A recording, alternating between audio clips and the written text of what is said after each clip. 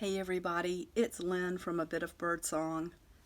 I've missed everybody. I feel like I'm away from friends when I don't get the chance to do a video. I'm here to show you the journals that I made when I did my tutorial about how I make a journal cover. One was done with the sewing machine and one was done completely with glue.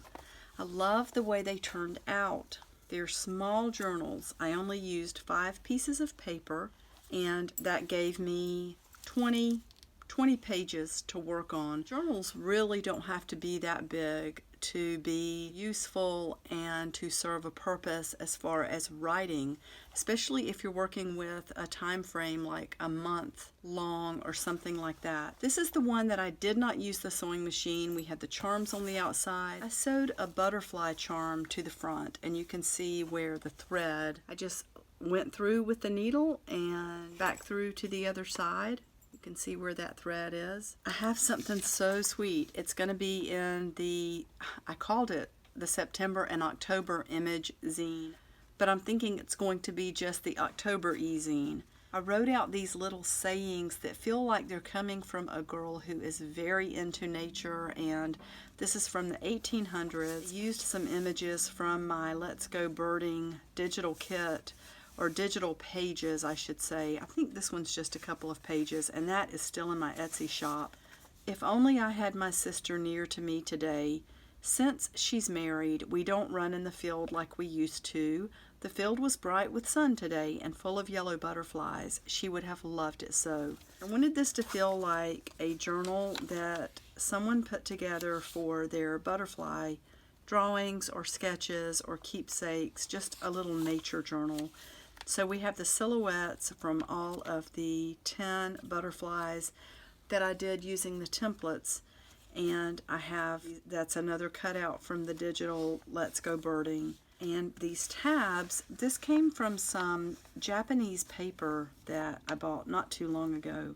There is a tiny little pocket. These are tile envelopes, I think. I think they were meant to hold tile samples. And they're just really sweet. They're such a neat size. I'm going to be putting those hopefully into some paper packs that I need to get listed. So I love the way this turned out. I did some distressing. Look at this little baby feather. I found that in the yard the other day. Look how tiny that is. I'm not sure what that belongs to. I wondered if it was a mockingbird. We have a lot of crows, but that looks too light to be a crow feather. Little dragonfly stamp. So on these are just silhouettes. They turned out so beautifully. I love that. It's just so simple, but it's really striking. And then I wrote the name of each butterfly that was on the template.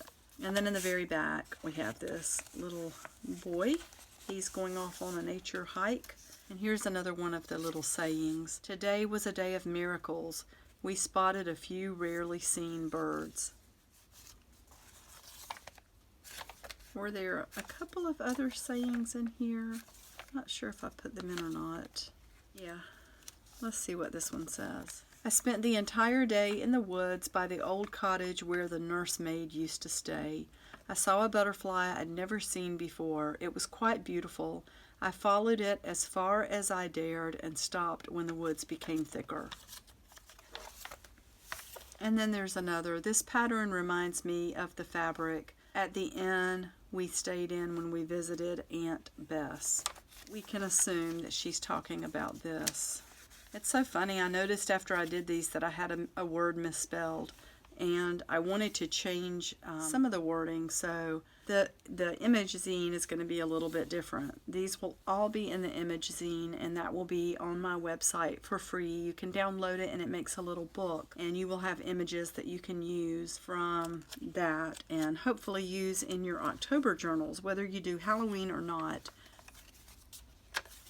Let's look at the one that I did on the sewing machine. They're both tied with some lace, cotton lace. This one it's tied on the outside. And remember, this one was just bound with the staples, and all we did was run some yarn through the center. A stapler like this is so handy for small projects when you want to just, you could do several signatures and tie them in with cord and have a journal It is just as simple as that. So on this one, the beads are on the outside, the string from the binding ties on the outside. I really like that. We've got some fancy stitches from the sewing machine. Love that. And again, another butterfly charm. This one is very similar, except in this one, I cut pieces of paper from some Japanese paper that I purchased not too long ago. So each page has got a piece of this beautiful paper, and that's, you know, a journal is so wonderful in that sense. You can totally change the feel of a journal with just one added element all the way throughout. You could do, oh, and I happened to find another feather. After I found the small one, I found this one. So this one has another feather. I found that one by my vehicle, and I found the one that was in this journal out in the backyard. I love this. This is similar to how the butterfly really looks. Paradise Phantom. And again, we have the tabs. Love this paper. Look at that pattern. You can see the gold in it. And then that's beautiful. And that.